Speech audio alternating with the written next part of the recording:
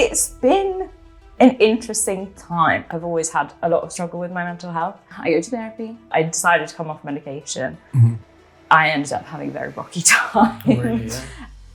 I was just in such a low point that it kind of almost didn't really matter what the therapist was telling me. They might have all the knowledge, but they might not be able to just communicate to you in a specific way that resonates with you. You did do the physician too. I did. Let's talk about that. I know. Like Tom Payne, Cunningham. Yeah. I play the daughter of the King of England. People think that I'm possessed by some devil or some sort of demons. She was so amazing in this scene that you're just like standing there being like, whoa, are we all watching this? Any fun anecdotes from the set? Oh my God, there is. And it's so annoying because this scene isn't even in the film anymore. And then the director's like, and now it goes out. And it doesn't go out. How was the experience of the premiere, red carpet and everything? It was crazy. Yeah. I think, didn't you release a single?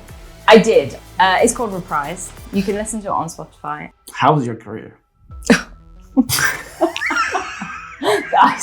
That should not be the reaction. It's just tough. It's a tough industry, isn't it? I'm Andrea Gossi. This is Beyond Group Talk, and my today's guest is an actor, singer, songwriter, and she was on this podcast before. She is my very first returning guest, Áine Daly. Hello. Áine Rose Daly. Yeah, that was right. What is Rose? I didn't hear that. I heard it correct. So, don't beat yourself up about it. Hi, I'm so happy to be back. Look, it's been almost 2 years since we sat in that exact room. I don't even remember how long it's been. Has it been a year? Almost 2 years. I mean, because it was episode 5 of season 1 in 2024, and it was around spring, so maybe like a couple months later, but it's almost 2 years. That's crazy. And you know what's more crazy to me is that we're in the same house as we were last time, because we live in London, and I feel like I've lived in London for 11 years now, and the general lifestyle is that you move every year, maybe 6 months, but generally every year, because you have to go somewhere else, or it's like not affordable, or blah blah blah. And this is like, I think, the first house that I've been able to stay in, and that seems crazy to me. I'm so happy, and it makes me feel like, wow, I've entered a new stage of life because I've been in the same place. You have your own home, like away from home with parents. Like you had one home, but now you have like your home, which is amazing, because right now my living situation is shaky. It's shaky, to say the least. That's fine. Yeah, we'll go through those times. Look, what happened in 2 years? What happened in 2 years? Yeah. Oh God. How was your life? Because we definitely will talk about your big role in the physician too. But other than that, how was your life? It's been an interesting time, I think. I feel like the last 2 years of my life have been very, in terms of like emotionally speaking, like transitional time, which I think a lot of people have the same experience, like around my age, I guess. You know, I think you get to a point where you start to become really aware of like your own patterns and your like how you live your life and the way you think about things. And I think it's been a period of like fighting with myself a lot, and then now in this moment eventually coming to a point where you realize a lot of the things that maybe I hate this term because it sounds really like, but like the things that aren't serving you.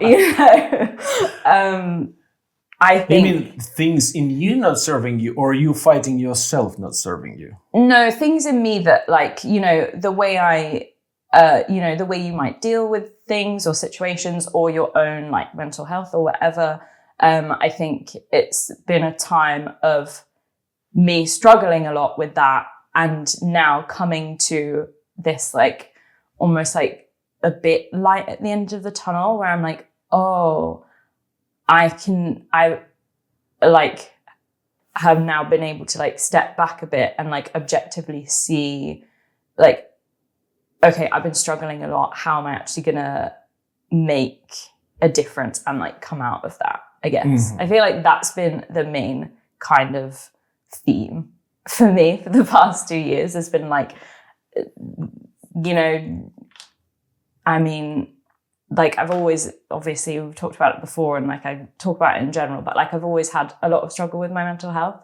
And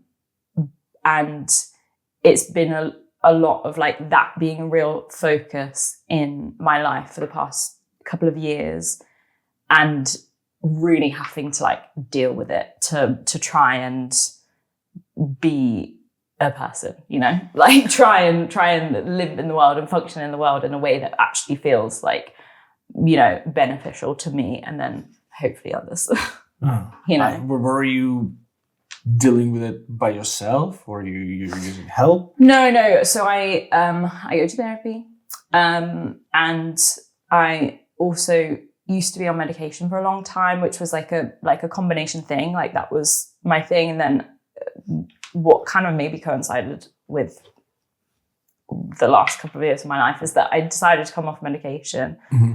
Maybe not in the way that you're generally advised to come off of it. So people follow doctor's orders when you come off of medication. Well, because you're meant to ease off, and that's something that I didn't do because I was always terrible at taking my medication because it just like memory and like brain chaos. And I kind of like accidentally stopped in a way. And then I was kind of like, oh, well, I want to see what life is like without that. And then I ended up having a very rocky time. Really, yeah. Not immediately after, but like a few months after it started to like, I was like then feeling the effect, I guess. I don't know if I haven't really looked into like, if that's like other people's experiences or whatever. Like, I don't know if it's usually like immediately it's meant to be really hard and then it gets better. Like for me, that wasn't necessarily the case. Like immediately it was sort of okay. And then suddenly it was really bad. And I was like really struggling to cope again. And then I went back into therapy because I hadn't done it for a really long time. And I'd obviously I've done loads of therapy in the past, and then I'd stopped and I was just on medication after that. And then I went off medication and then like was just living my life for a little bit. And then I like tumbled into lots of inner turmoil and then went back into therapy. And then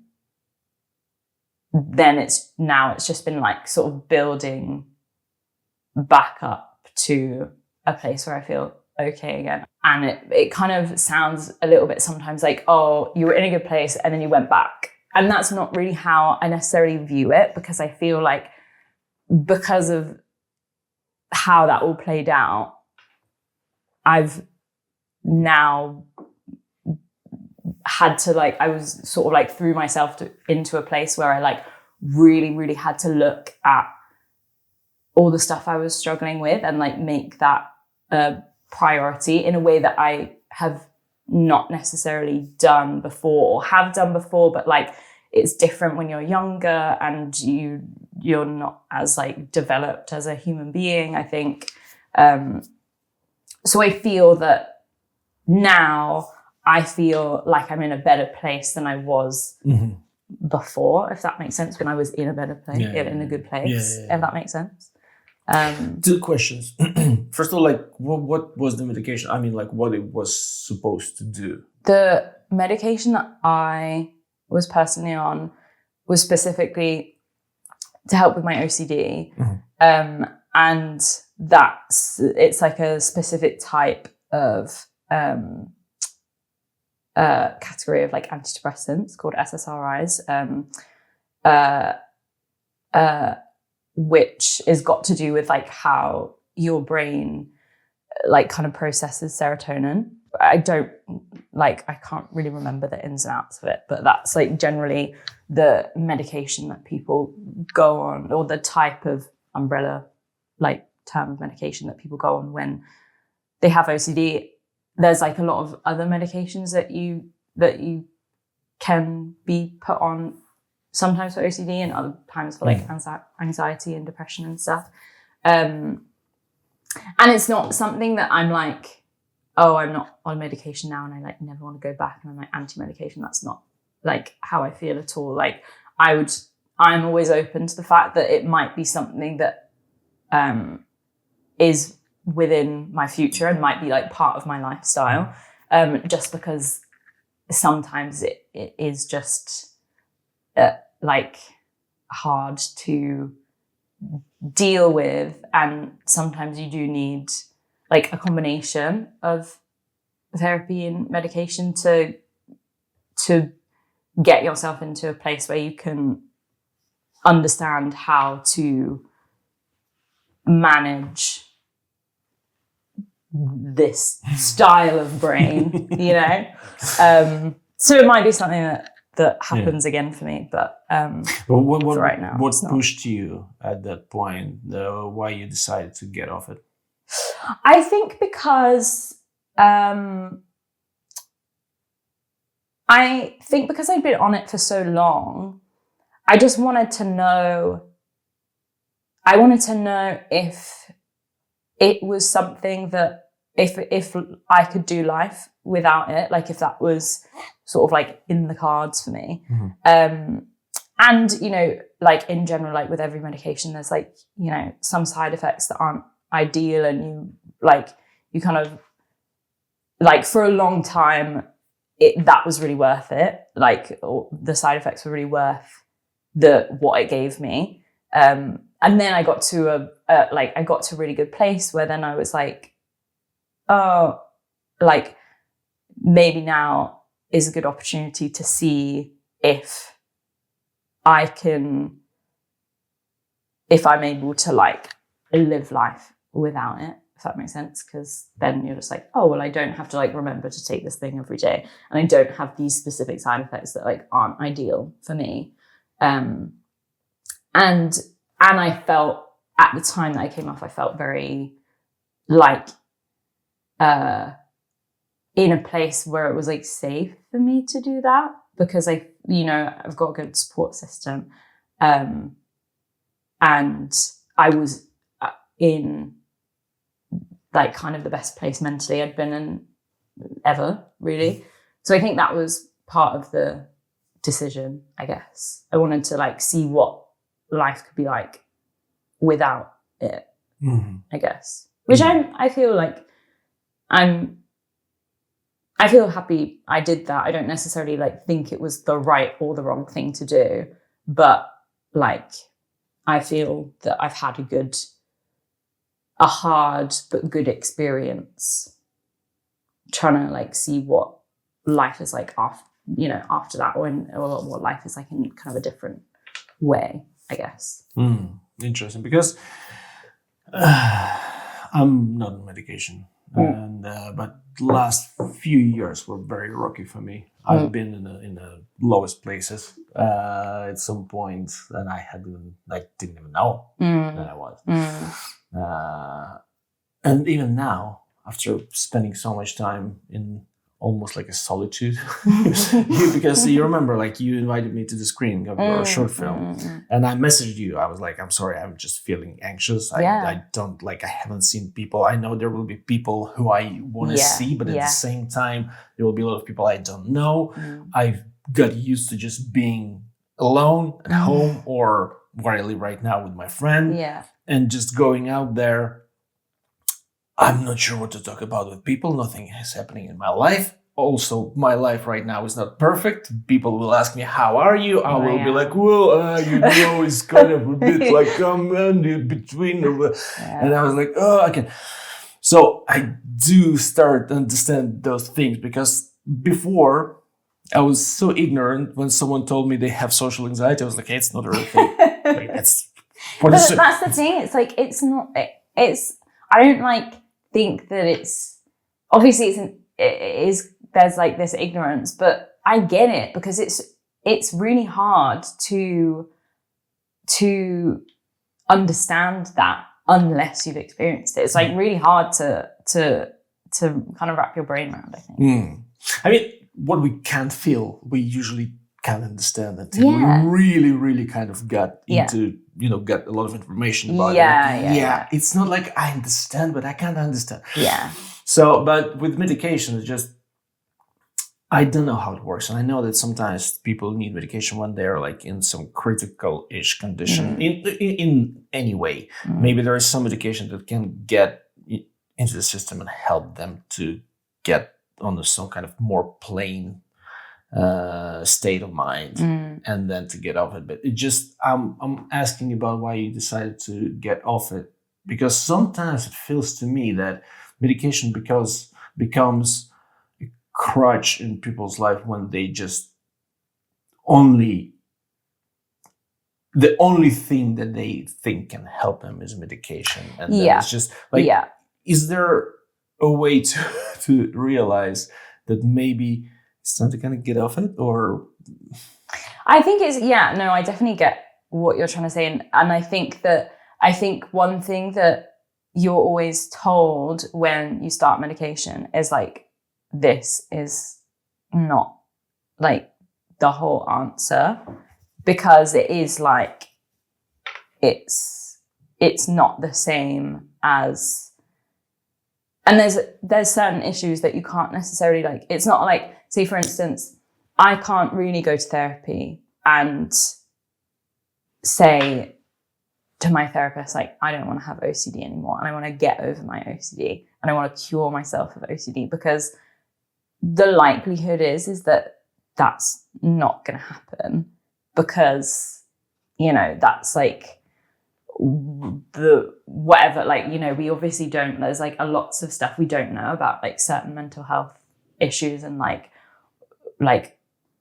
why they're there, or maybe we know why they're there, but we don't know necessarily like how to completely get rid of them, because it just feels like that's now what happens in your brain, whatever processes are happening. And you can like,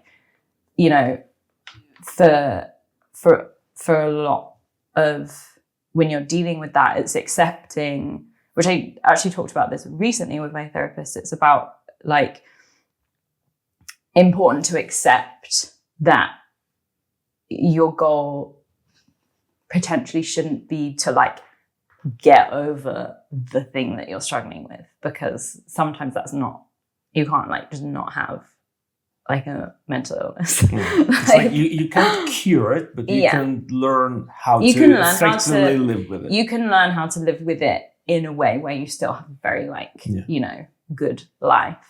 And I think that's one thing that you always are told, or at least in my experience, and I'm pretty sure that's what it should be. I'm not a doctor, so I don't, like, this is just, I'm just speaking from my experience. You're always made aware that this is not like, it's not a cure.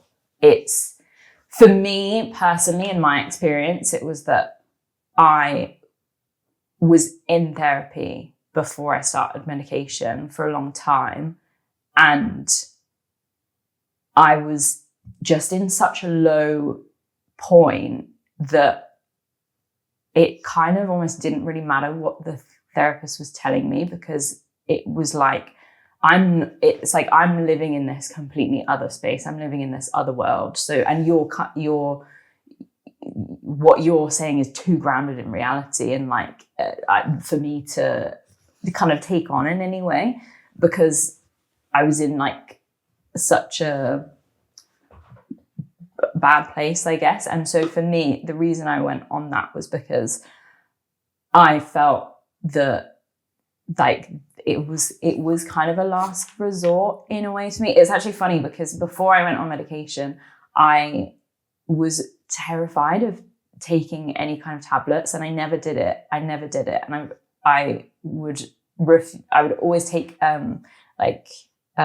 liquid medication, like any painkillers, anything, because I was terrified of taking tablets. And then so I was resistant to having to do any of that, like out of fear as well, because I just didn't like that, because whatever, my own issues.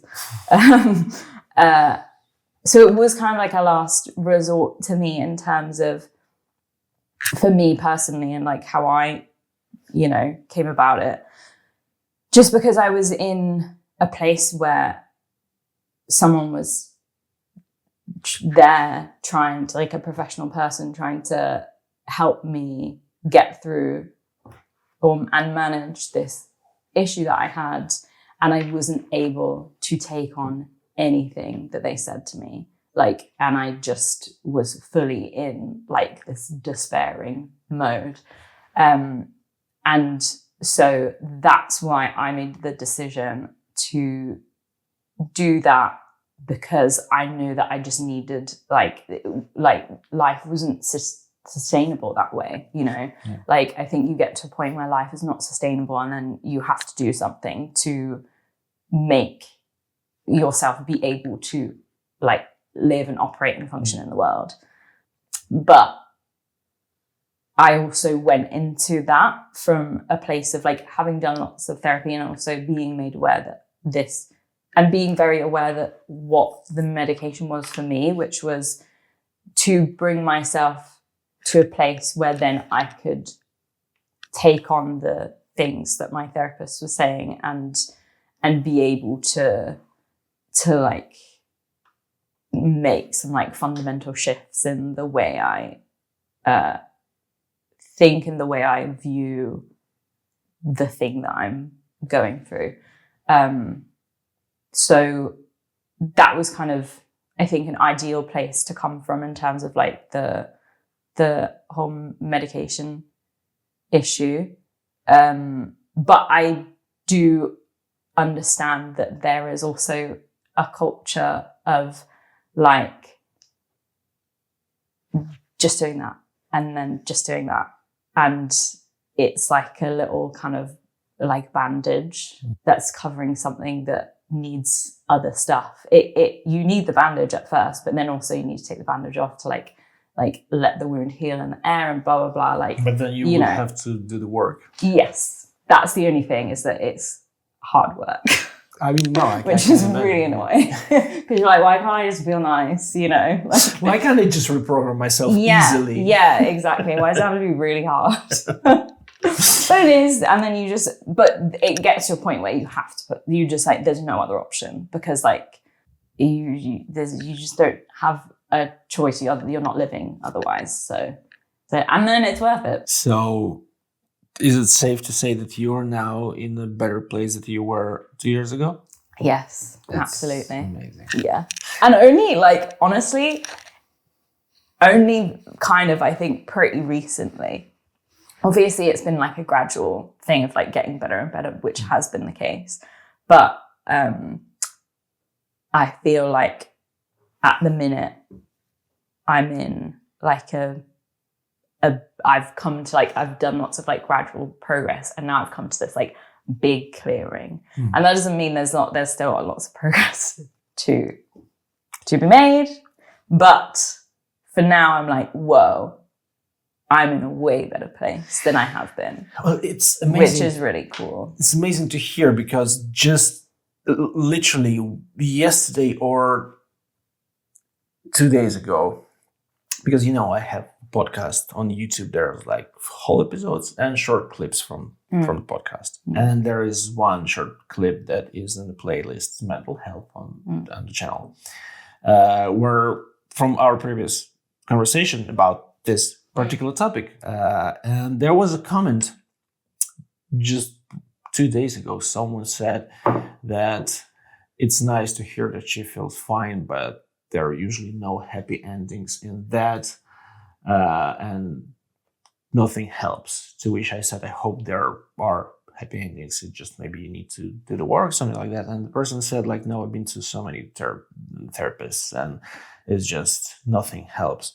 And it just kind of breaks my heart. Yeah, it's hard. And I think the thing that is fucking difficult to accept as well, other than the fact that you have this thing that is like very difficult to deal with without like external help, is that it's not as simple as you go to a therapist and it's perfect. Like, I've been to so many people and tried so many things that like you do get to a point where you're like, I'm fucked, mate. Yeah. Like there's nothing, like there's nothing that can help me because I've done it all, like seemingly. And I think that the annoying thing is that you have to understand that there's so many intricacies in terms of like how you end up finding the person that will help you, because it's so much down to like there's so many things that you don't think about. It's not just about the fact that someone knows exactly the way that will potentially help you, like, or has the most likely chance of helping you live a good life. Like, they might have all the knowledge, but they might not be able to just communicate to you in the specific way that resonates with you.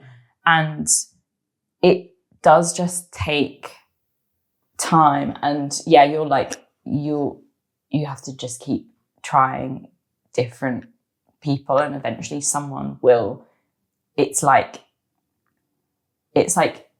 kind of eventually someone will speak to you in the language that you really understand. Or if that's not therapy, if it's like a mix of, you know, medication therapy, or some people do it with like, you know, self-help books, or like, you know,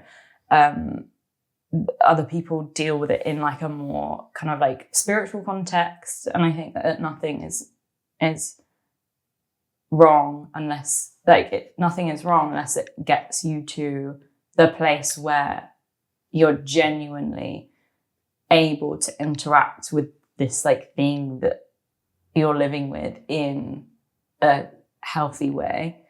It's so interesting because they're basically just finding a key, and not every key master has key to you. Because I was listening to this podcast, I think it was either Modern Wisdom or Diary of a CEO, but there was this guy who kind of helps people to change their lives when they're stuck in some patterns. And he was talking to this woman, and she had some very bad patterns in terms of like she was it cancer or something? I don't remember, but she was like basically on the verge of, you know, leaving this world. And she had a child, and nothing helped. She was just like, no, I'm just stuck. I can't change my behavior. I just can't change. Well, I understand everything. I can't change my behavior. And he said like, okay, well, what your daughter will lose mother. She will be an orphan. And this woman, she was a vegan and vegetarian vegan. And nothing worked until he said like, well, yeah, imagine someone who like her new mother will be a meat eater and your daughter will eat meat. And she was like, no, I will not fucking have it.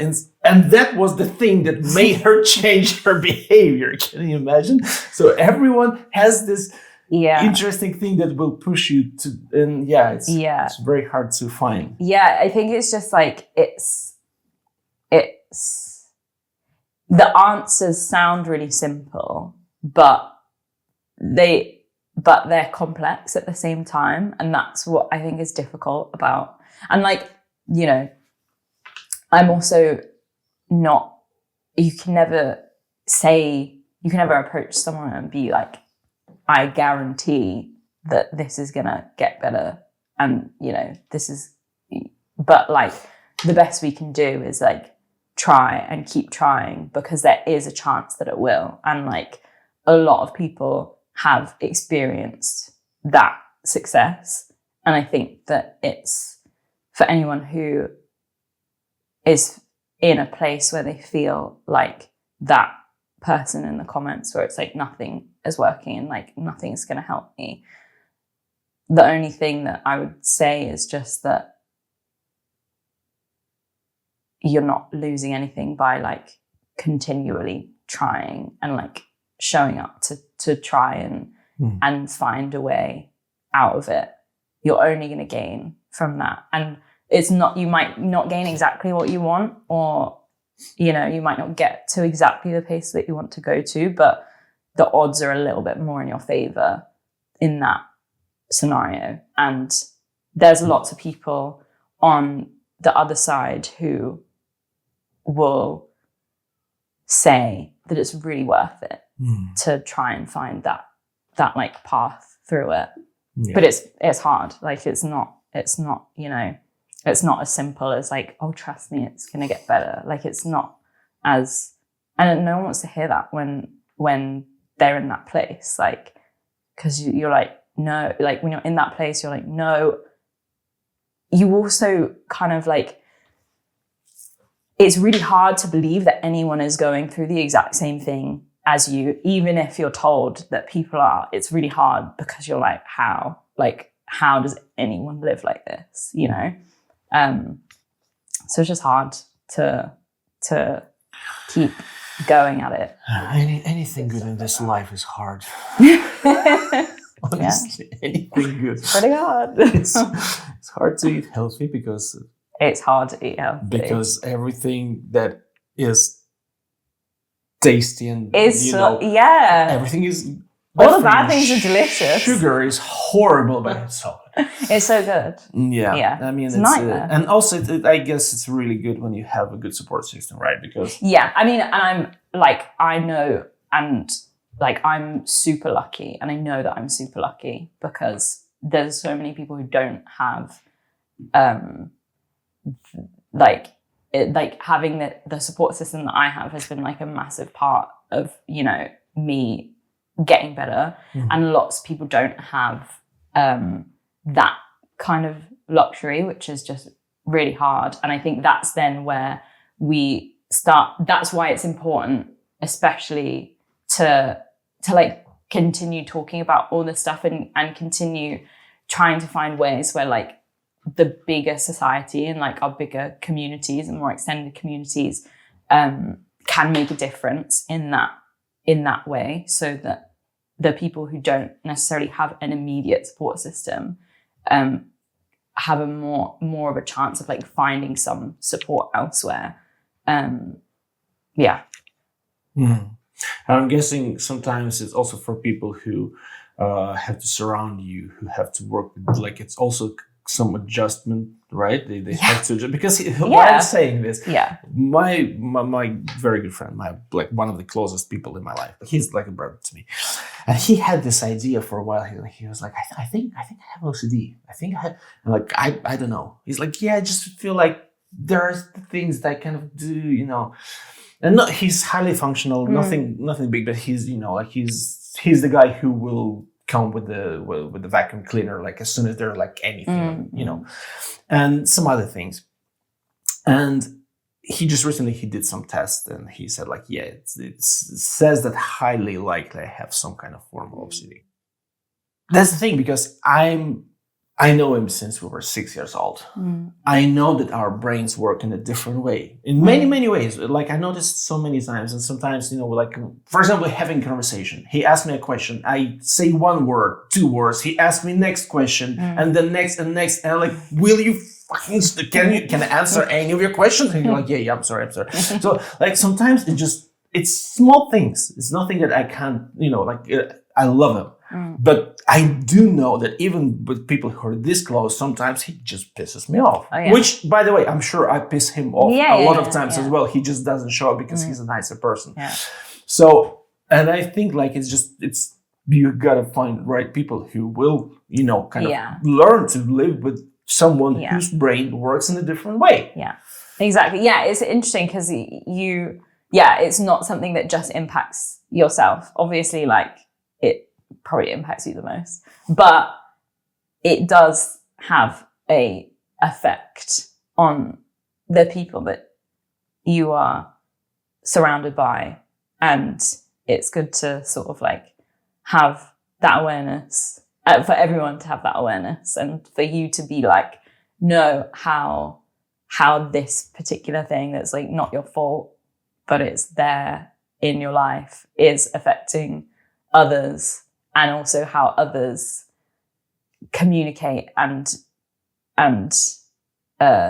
interact with you in a way that's actually going to be beneficial and not like feeding into the problem. So it's been interesting, and there's like a lot of stuff that I talk about in therapy is it's not just like myself, but how we deal with this as like a unit, whether it's like with your friends or your family, or like a lot of the time obviously it's with my partner Dustin, because like he's the person who's there all the time. So a lot of the time it's like, and I've never, that's never something that I really did necessarily, is like I have a lot of conversations about like, okay, I know what I need to do. What do I need to communicate to Dustin, and what do I need to like ask of him, or what do I need to be aware of that he might be experiencing because of this, in order for us all to be able to like have a better time, you know? So yeah, it's there's a lot to it. Look, I'm really happy that you're in a better place. Yay. Now, and I hope there is just, way forward. Yes, hopefully. Yeah. And we're always aware that things go up and down, like that's also important to know, is that like, that's important to know, because then you don't panic. When things get bad, you start to panic a little bit less and a little bit less, because you're like, oh fuck, I'm back here. It's not, oh, I'm back here. It's just like the graph looks like that. Yeah. It doesn't look like that. You should understand that, like, yeah, even if I'm back here, I know like where I can be, and I know what to do for it, hopefully. Yeah. Yeah, it's true. It's like, the very first breakup in your life probably breaks your heart completely. Next time it's better. Then you remember like, yeah, I feel like shit right now, but I know it's gonna get better. Yeah, it has to. It has to. All right. Other than mental health, how was your career? That should not be the reaction. It's happening, it's not ended. So that's positive. Mm-hmm. I think that's all we can ask for in this career, is that it's like not ended, hopefully.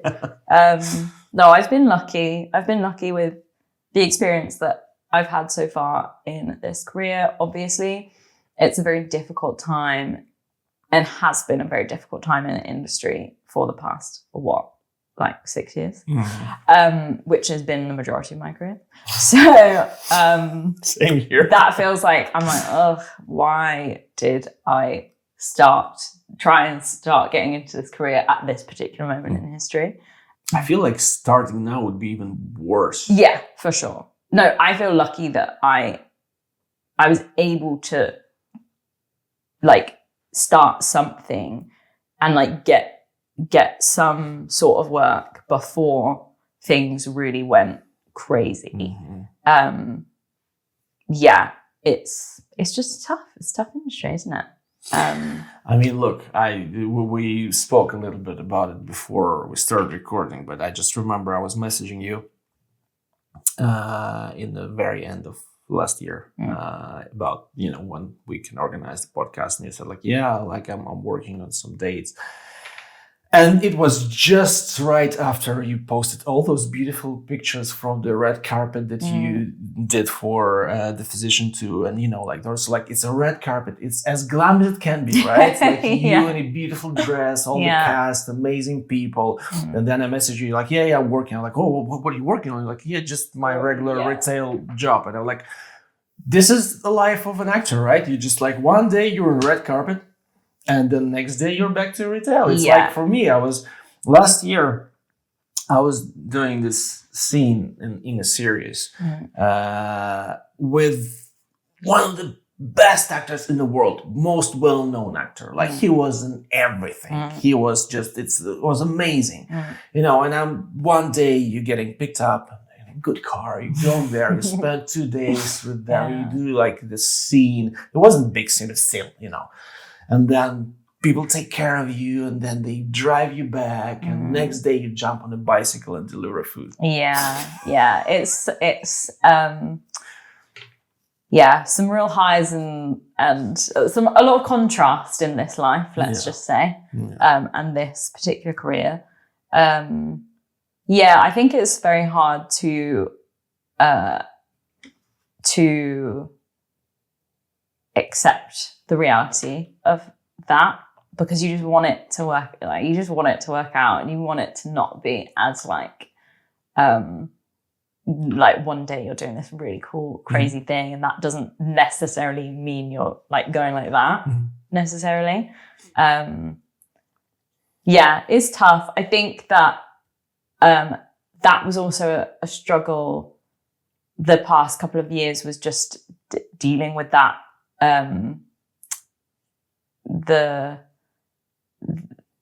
the way that this industry works, I guess, and like accepting that is what life is gonna look like at the minute.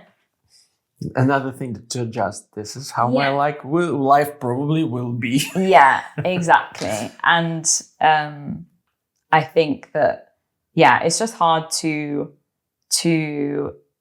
keep yourself in the right headspace with that.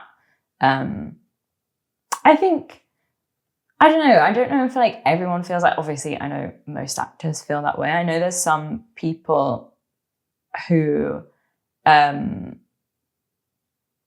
think it's, some people like have that mentality like down, where they like are really good at like accepting that, and, not necessarily looking at this industry as something that's hard and just something that like ebbs and flows, and which is what it is.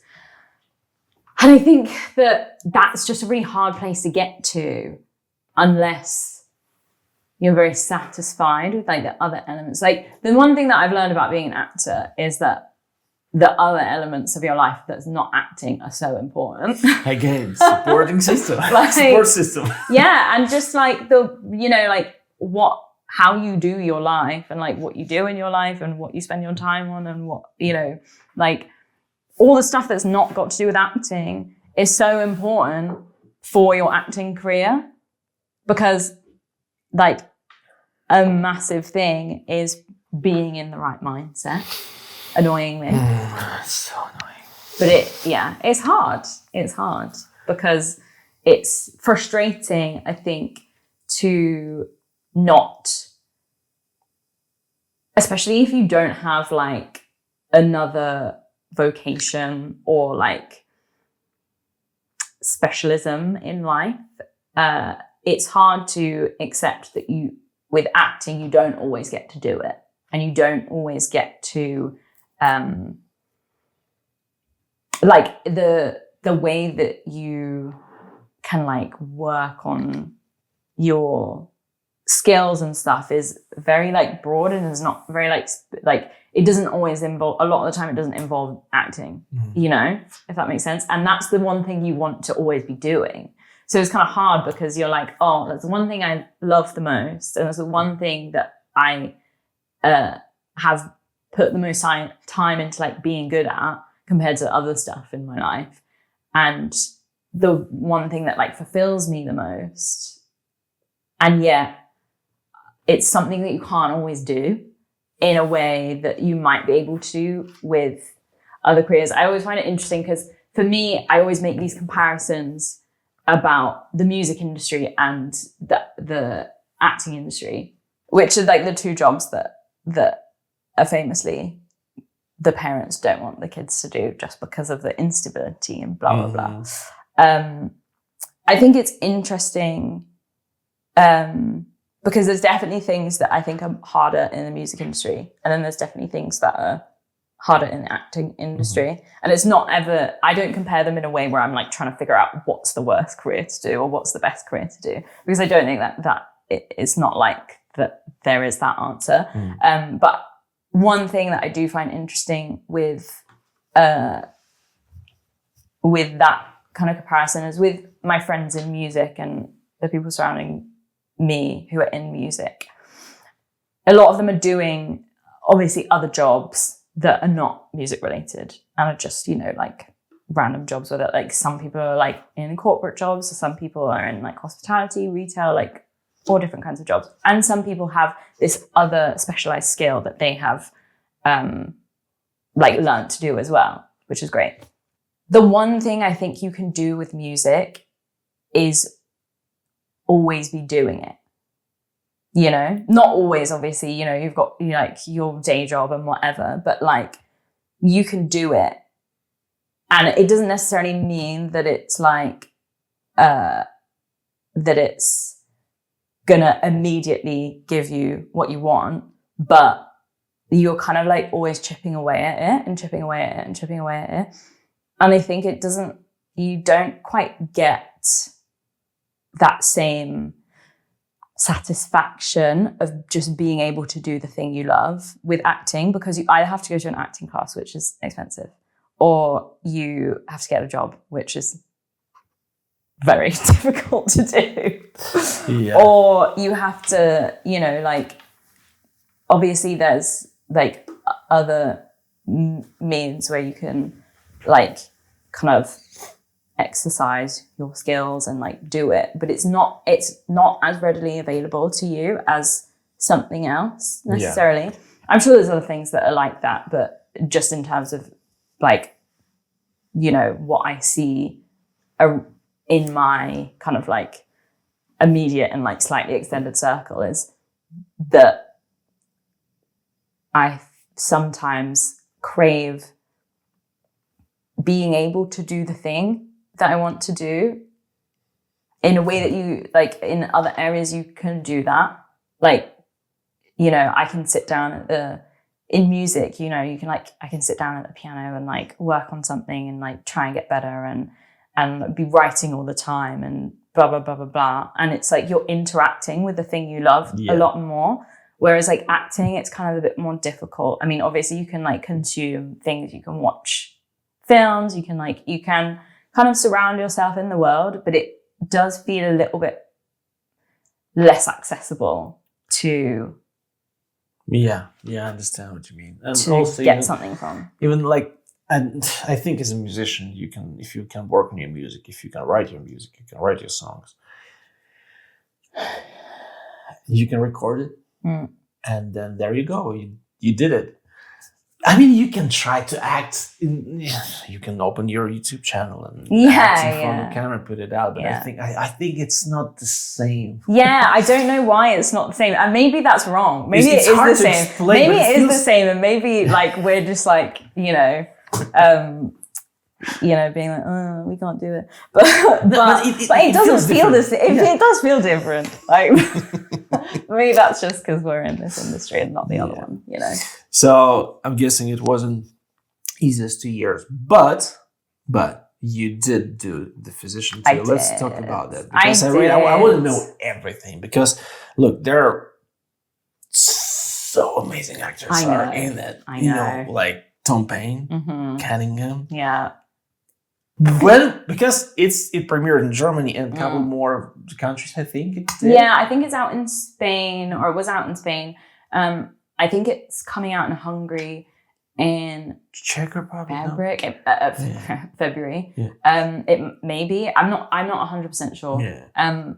Another thing about being an actor is that you don't really get much information.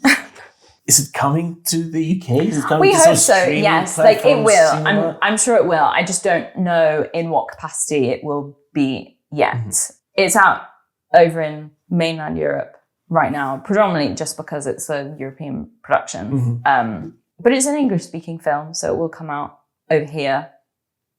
In when? I don't know. In what capacity? I don't know. But I'm sure that we'll all be able to watch it soon. Okay, tell me more. What is it about, without giving out too much? And who are you playing? Who's your character? So, for anyone who hasn't seen the first film that came out, I think it came out in like 2013. Yeah, 2013, somewhere around then. I wasn't in that film. I was not a professional actor at that point. I was at school. So, but the first film is medieval. So it's set in like the 1100s. I think it's like 1140 something.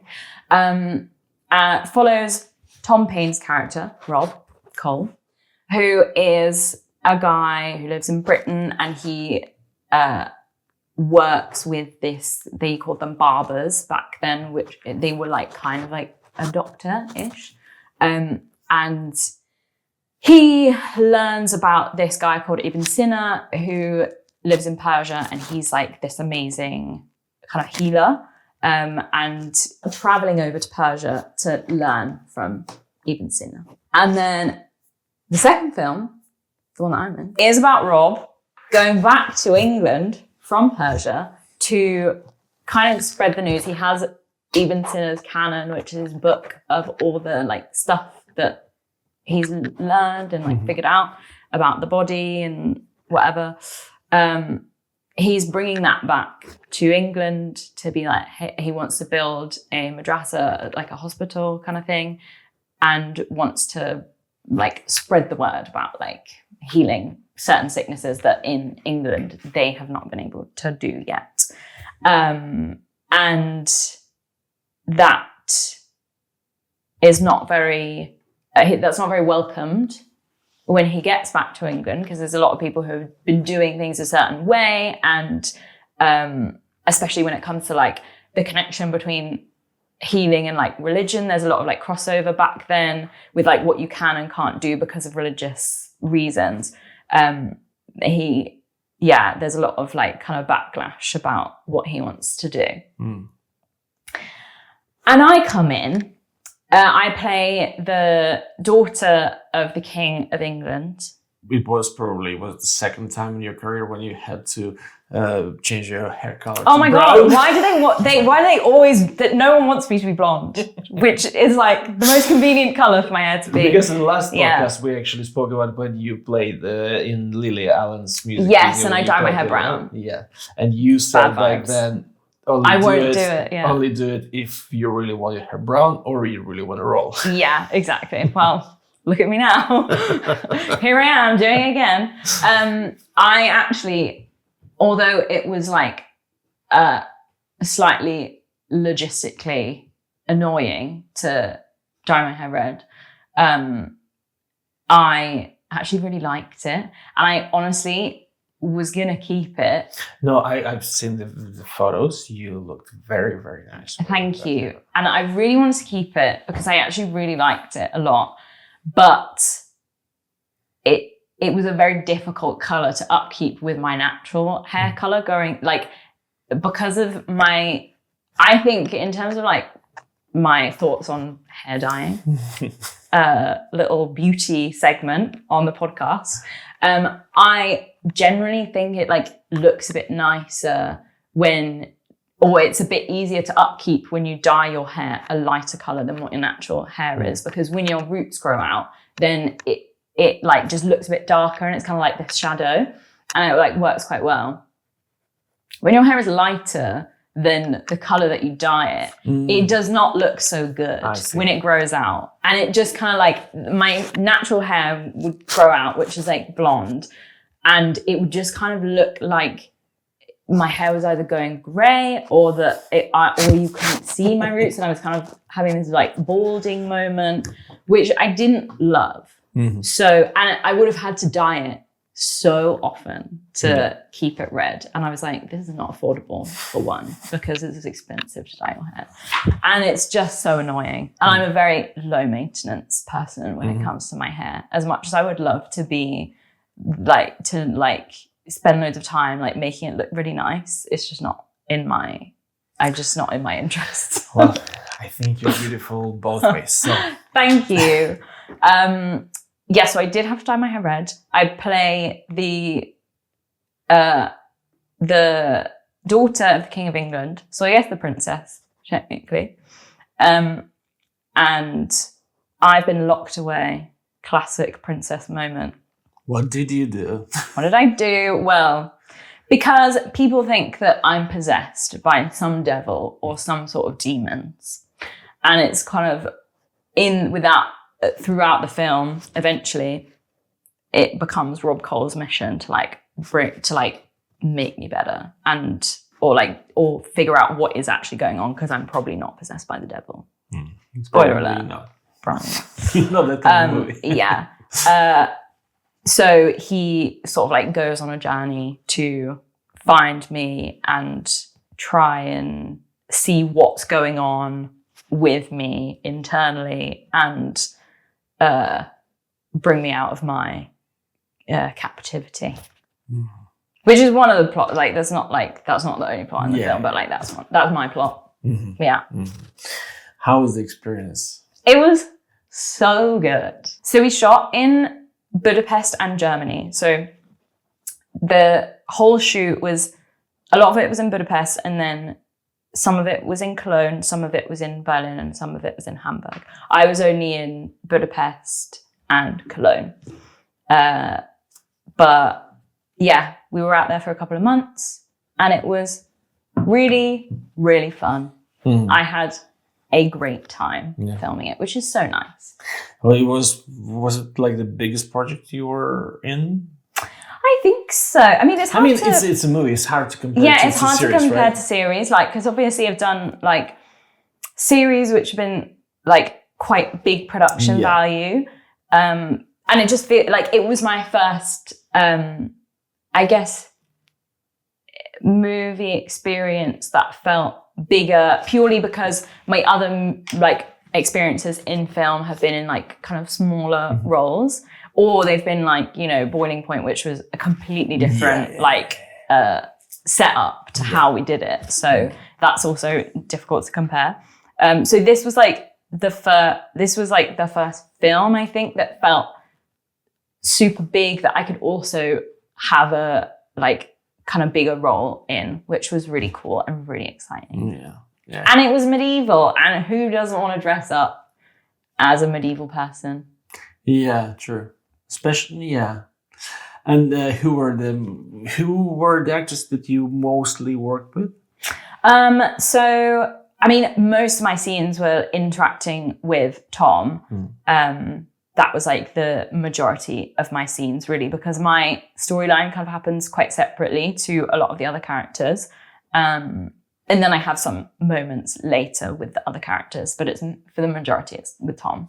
Because I really love him. I really love Tom Payne, because the first time I saw him, probably as most people in Walking Dead, he played Jesus. Yeah. Not the Jesus, but a man called Jesus. Yes. Yeah. And then in Prodigal Son. I haven't seen it. I really want to watch it. I was. Is it out over here? Yeah. I don't remember where it was. Yeah, but I need to find it. I don't remember how many seasons there are, but I think they closed it. They shut down the series. Yeah. But it was really good. I really liked it. Yeah, I've heard amazing with things. Michael Sheen. Yes. Yeah. Who's also amazing. Yeah. So I really liked him, and I think he is the guy who I'm really rooting for. So yeah. Would love to get him on the podcast. Tell me if you're listening. If you're listening. Yeah. He was great to work with as well. Amazing. Yeah, I think that was one thing that was so nice on this film, was that I think like the cast just got along so well, and it felt so chill,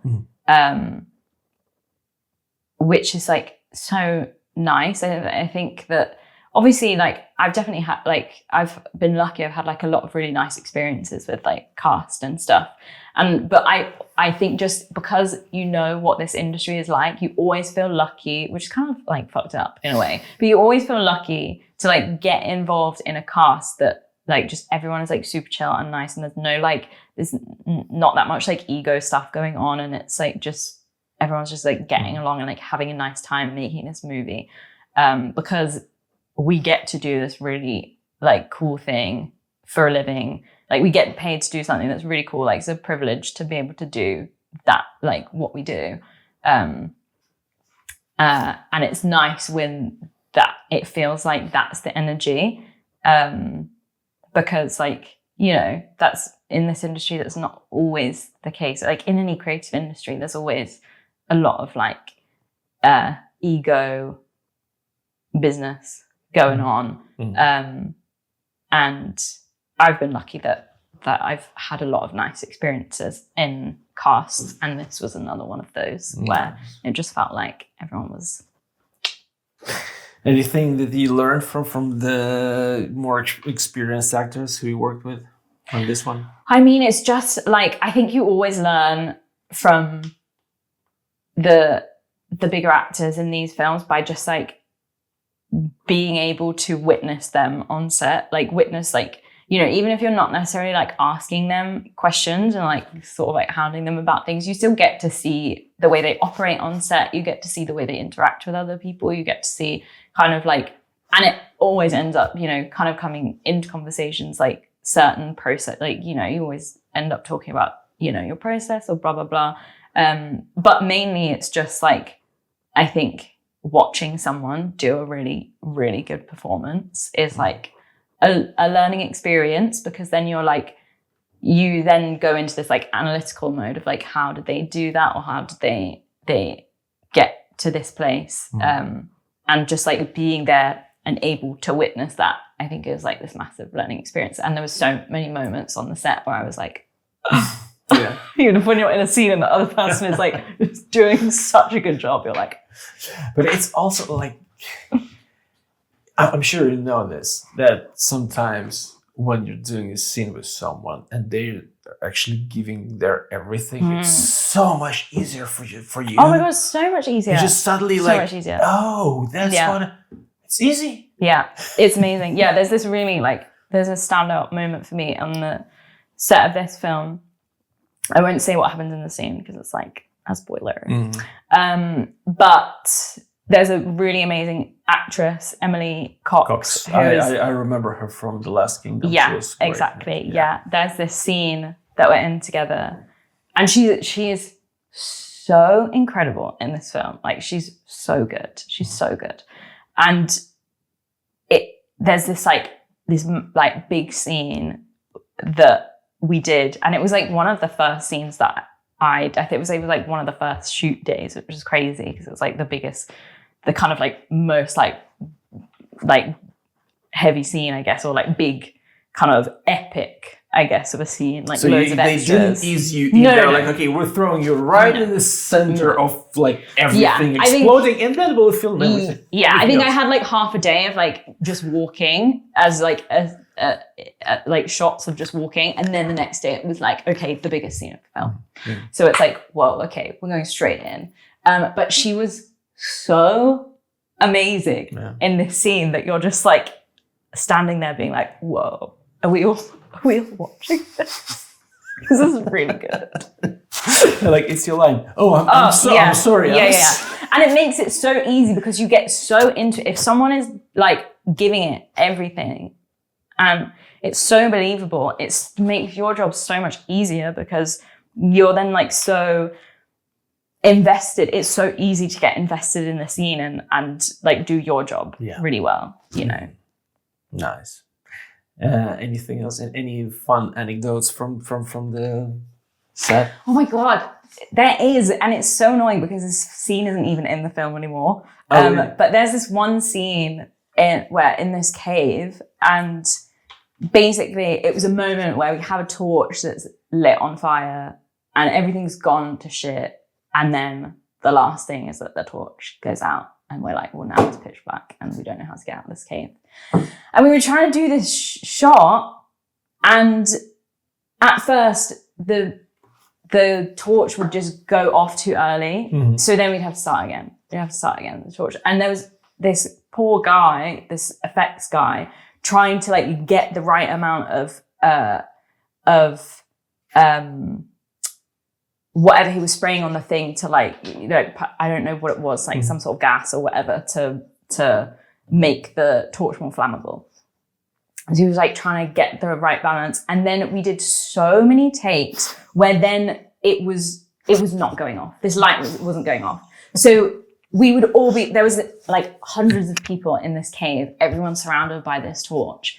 Like, we're all like waiting for it to go out. So we're in this scene for like 5 solid minutes, just like looking at this torch, like, and then the director's like, and now it goes out, and it doesn't go out. And it's like, okay, just give it, it's gonna go out in a second now. Okay, so you're all like, it's like, oh, we're looking for the last light, last hope. And then the light goes out and it just doesn't go out. And then we're sort of like in the scene trying to be like trying to blow this torch out, and it just like wasn't happening. And it took so long. And it's just one of those moments where you're like, it just feels so ridiculous what we're all doing right now. And it's not in the movie. It's not in the movie. At least the cut that I saw, it wasn't even in the film. And it's funny because Dustin came to visit me in Budapest. This was in Budapest, and he was there for that week. So he was on set for that day. And it was like, and he experienced like how ridiculous that shot that we were trying to get was, and like how long it took to like try and make this work. And it just wasn't happening. And then we were like, it's not even in the film. It's not even in the film. Oh well. All right. What else? Is there anything else that you're kind of the most memorable thing from this shoot, or the hardest thing that you think was that you had to do? I would say actually the hardest thing was that although it is really fun to film something that's set in a medieval period and you have like all the outfits, it's like really fun to dress up. It's not as fun to do it when it's like 36 degrees outside and you're outside all day. Like it gets real hot in those layers. And there's one scene that I did, it was that same day that I was doing that massive scene with Emily. It was so hot. It was like 35, 36 degrees. And like, I did struggle because also I had to wear this like massive thick fur thing. But luckily, obviously, I could take it on and off like between shots. But it was like really, really hot. But all the SAs, all the sporting artists were like a bunch of soldiers in these like thick chainmail suits, like proper legit like medieval armor, and they were just had to be there outside all day in this like hot sun. Obviously there's like you know we have places that we can go where it's like to cool down and stuff like that, but when you're in the scenes and you just have to be in the scene, it's hot. It's like, it's a lot, and also in most productions, as much as essays are being taken care of, as a cast member, you do have better. Oh, you have, you have a better time. You do. It's not fair in any way. Yeah, I remember I was shooting the Inside Man season 7 last year, and there was this actor Brandon Potter who was on the podcast as well. Great guy, and he plays Quintus in The Chosen, this religious series that they do. Yeah, I've heard of it. I haven't seen about it, the Christ. Yeah, and he plays this Roman. And I spoke to him, and we were like, he was like, yeah, look, it's like it's for us, it's a sin to complain. It is. It's what we do, but at the same time, he was like, sometimes it is actually a labor, because if you have to spend, and he had the scenes when he actually wears this Roman, armor and helmet and all this stuff. And he says like when you're in Texas shooting in summer, when it's very, very, very hot and you have to spend all day with this thing, like it's burning metal. Like sometimes it can be a labor. Sometimes it's glam and fun and good, and people like running around you and just like, oh, are you all right? Here's water, here's coffee, here's let me your hair is little. But sometimes it might be, and when they were shooting Lord of the Rings, the Helm's Deep fights, when the actors were just basically sleeping there on the ground, under the rain. They're like, oh, it's next take. Okay, So I think you do. It's funny in that you do kind of put yourself through some like maybe a physical extreme sometimes in this job, which is again not like you can't complain at all. But it's, you do things that are like kind of pushing your limits, which is kind of like, it's fun in a way. And it makes you feel like, I think it's like, it makes you feel really capable. It's interesting being a person that's like generally has like an anxious disposition, but doing something that I love so much where it really makes me like be able to like push myself out of my comfort zone and be like super okay with that, because it's like I'm so like happy to be here and like grateful to be here. Obviously, like everyone needs to get treated like well, you know, that's not to say you should do anything that you are not comfortable doing, but like things that are fine to do, obviously, but that you like I just might be a bit scared of. You end up like, you know, realizing that you're capable of a lot of things, because you have to do this in the scene that maybe is fine, but you're not necessarily like, you're like a bit anxious about it or whatever, but you're like, okay, I'm going to push myself out of my comfort zone and like do this thing that that maybe I would be too scared to do before. So I think that that's quite a nice thing about the job as well. You get to like learn how to do a lot of stuff that you might not have done before. You're happy with the experience? I'm so happy with the experience. It was so much fun. How was the experience of the premiere, red carpet and everything? It was crazy. Yeah. Because we didn't really know, like at least some of us anyway, didn't really know like what to expect, because I have not really done much like premiere stuff. I mean, it's always different with a TV show because it's not necessarily like always a wide like premiere, and it's not, it just like works in a very different way. As in the TV shows that I've been on, I don't know about others, you know. There's obviously some that have like these massive like red carpet things, but like that's never been the case for me.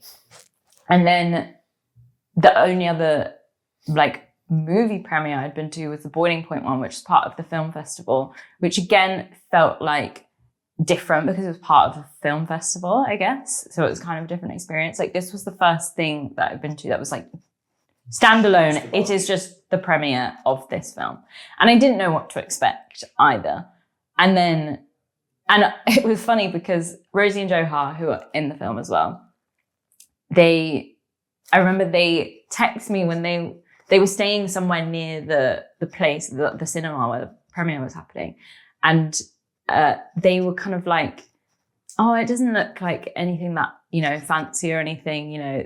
They were just there in the daytime. So they were like, oh, you know, we didn't really think about it being this whole big thing. And it didn't look like this place that was going to, you know, transform. And then we got there and it was like so official that I was a bit like, oh, I don't know. I feel like so unprepared for this. But it was an experience for sure. Surreal, you know, lots of cameras. Did you enjoy it, or was it? No, I enjoyed it. Yeah. I think that it does feel a little bit awkward, but I think what made me enjoy it is just because I was with the people who I was with. Like, you know, everyone around you is nice, and like everyone that's on the carpet with you is like, we all just like have each other's back a bit. So yeah, it was a really cool experience. Nice. Yeah. Nice. Yeah. All right. Is there anything else that we need to know about the physician too? Or your experience? I mean, we would want to know when and where we can watch watch it. That's the only thing that I think you would want to know, and that's the only thing I cannot give you. All right. So I apologize, but it will come out eventually. All right. Well, that one is done. Yes. How about music? Music. So I've not done that much music stuff for a long time, purely because, well, not purely. One, because I was doing a lot of like filmmaking stuff over the past couple of years. Me and a friend of mine, Jordan, made our first short together, which I can do a little bit of promo for, because go for it. The film is called More Than It Hurts You. Yeah. And it's the little synopsis I'll give you. It's about these two girls who try to rob a business, and it doesn't quite go as well as expected. And it's kind of about the two girls' relationship to each other, and they have quite a toxic dynamic between them, and it's about one trying to figure out how to get out of this scenario that she's currently in with this other person. It's going to be screening. There's going to be a ticketed screening for it, among other shorts, in April. I think it's the 9th of April. I can fact check that, but I'm pretty sure it's the 9th of April. Basically, we were lucky enough to be able to have someone called Scroobius Pip be in our short film. He is an actor. He is also he's a musician, a podcaster. Like, he's done Who isn't nowadays, right? Exactly. Who isn't? It originally was actually an idea that Jordan had for a music video for me for a song that has never come out. That was meant to come out years ago, but it never ended up happening. But he had this really cool idea for this music video, and the song was like about my experiences with like anxiety and OCD, obviously. It's all I can talk about.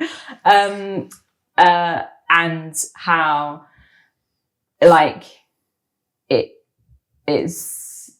feels like this, you know, when you're at kind of the bottom and you're like, do I just stop fighting to try and be like, to get better? Do I just like, it's too much, you know, like there's this constant like battle and struggle, and there's this like, it feels like there's this presence that is not me, that is like so destructive, but I don't know how to get away from it, if that makes sense. And so that was what the song was about. And so Jordan had this idea for a music video. We tried to get funding to make this music video. No one wants to fund a music video, basically. I mean, it's hard enough to get funding to make anything, but really no one wants to fund a music video. So we were like, okay, let's not do that. But then we were like, oh, we kind of think that that's a really cool idea. There's like these two people robbing a petrol station, and it's kind of about their relationship to each other, and one trying to like get away from the other somehow, but feeling so trapped within that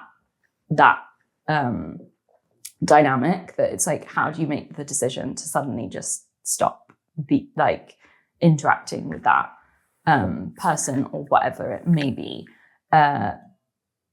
So then we were like, oh, why don't we develop it into a short film? It'd be cool to make a short, and like we wanted to start doing some like directing and producing together.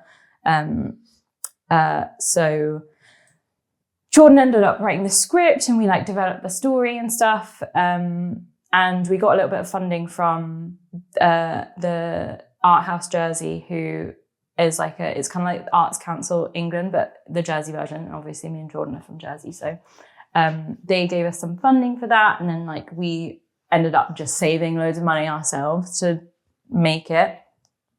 And then we actually got to a point, it was so long before we could actually make it. I think we were talking about it for maybe 3 years or 4 years before we actually got to the point of like being on set to make this short. It always takes so much time, even for shorts. I know, which is like so crazy, because you expect, like, I think people who don't necessarily interact that much with the industry might think that you don't need that much to make a short, but like they're really expensive. They're so expensive. So it takes a long time if you don't just immediately have all the like funds and connections at your disposal. But we managed to get to a point where we could actually make this film, and I was in it, and my friend Izzy was in it, who is a musician. Doing very well. And you know her as well. Yeah. And then we got Scroobius Pip to be in it as well. And that was really cool. It was really hard. It was really hard to make, but we did it. And we feel very proud of ourselves. It's not the perfect, there's like, obviously you make something and then all you can see is like the flaws in it. And I think for a long time we were sitting in this place where we could only see the flaws in it. And then we did that screening that we were talking about earlier, and it was really nice. and everyone was like super nice about the film. That I didn't go to because I was annoyed at myself. It's okay. I always do that. So I'm with you. And we were like, oh, okay, like, you know, it really was a moment for us where we were like, oh, we can actually be really proud of like making this happen. And like, we know the things that we would change, but, you know, like also, so, you know, so many people were like really responded really nicely to it, which was nice, I think, to experience. But it's going to be screening again because Scroobius Pip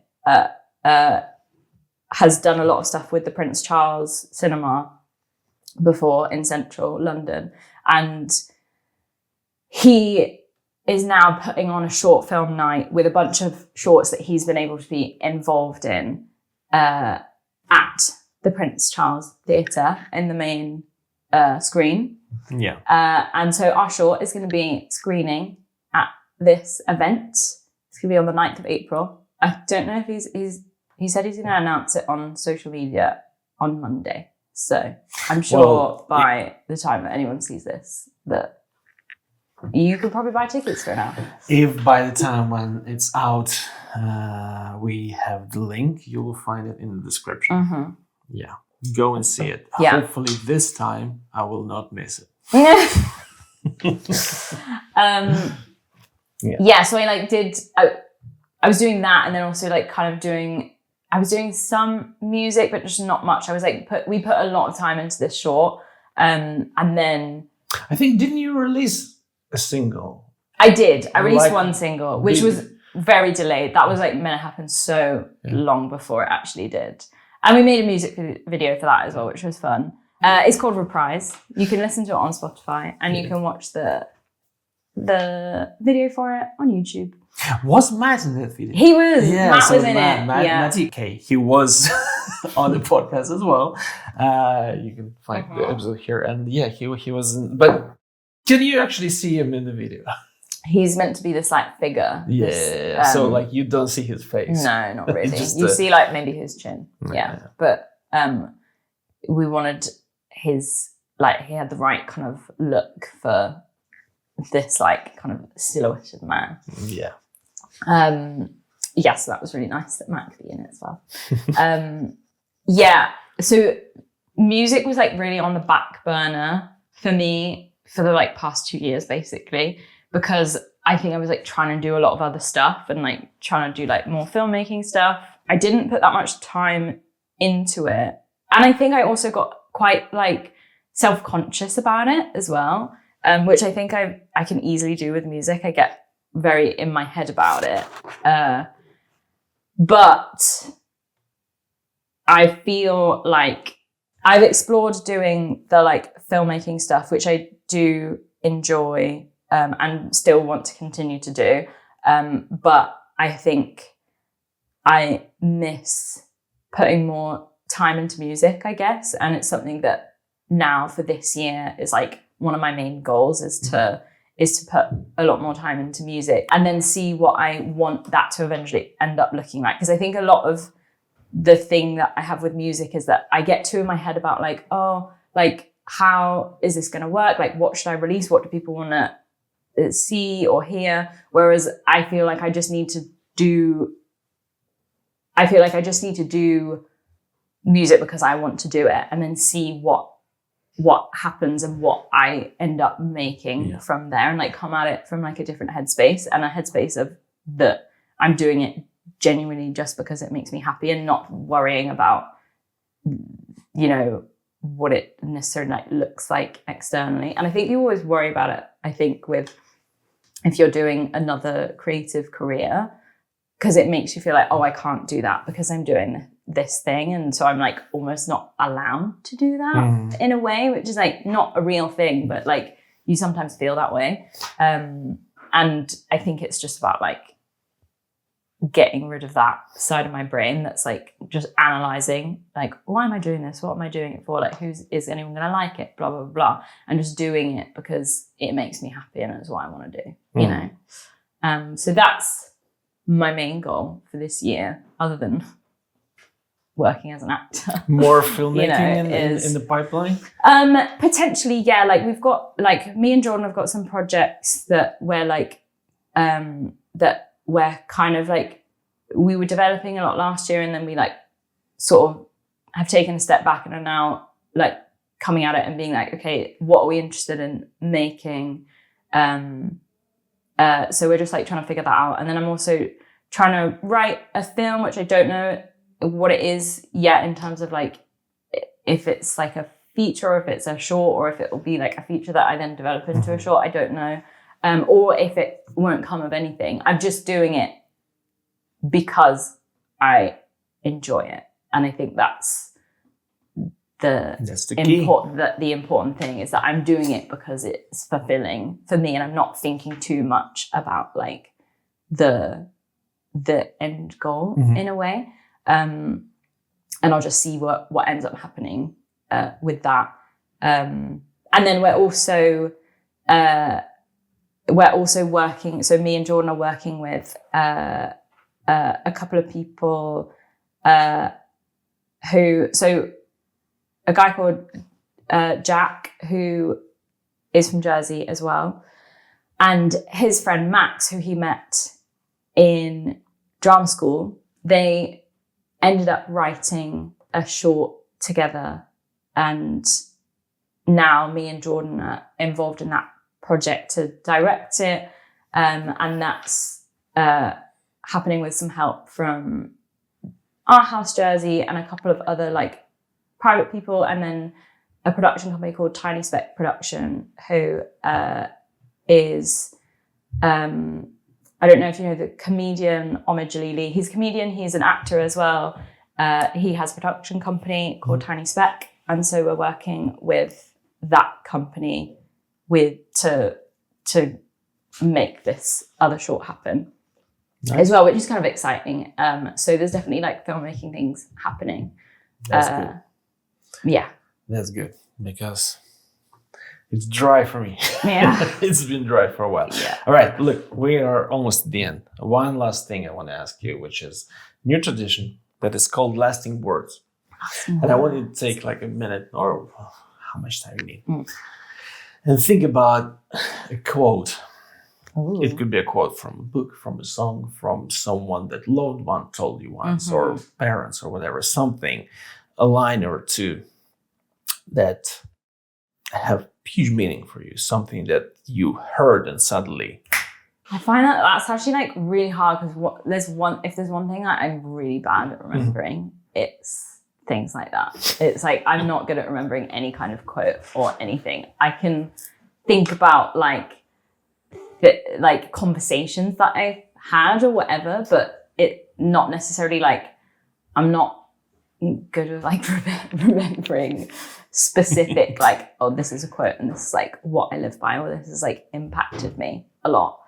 I'm trying to think, because my mum is a very she comes out with a lot of good wisdom. And I'm trying to like put like a conversation that we've had into the form of like a quote. I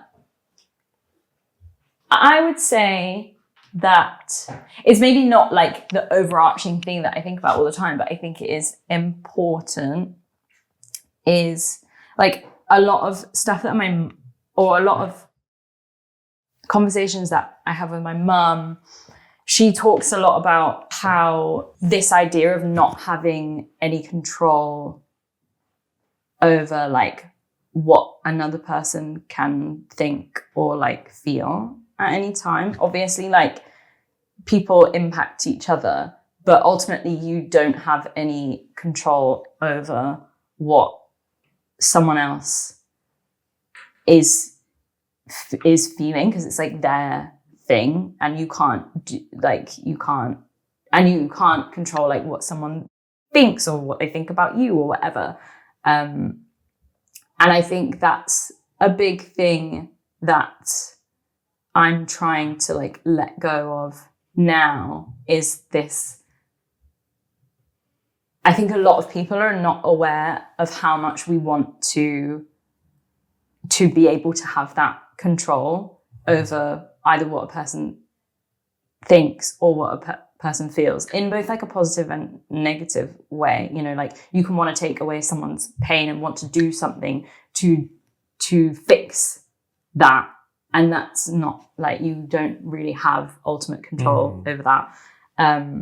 So I think that is a big thing that I'm trying to do right now, is to let go of the need to control, or let go of the need to know and have influence on what someone else is thinking and feeling. I think it's important that you should act in a way that you hope will positively influence a person, but I think that's different than feeling like for you to be okay, you need to be able to like have kind of a say in how another person deals with something, I guess. I don't know if that makes sense. Yeah, it does. That would be my lasting words. I loved it. Thank you for doing this again. Thank you. It was so nice. We need to see each other more often, I think. I need to get out. I mean, I don't get out that often. I've been out last year. I've been out 2 or 3 times in a whole year. That's not enough. But anyways, look, if you enjoyed the conversation, leave a comment, like, subscribe, share with your friends. Tell us what's happening in your life and how you deal with mental challenges, as all of us do. Thank you very much. Thanks for having me.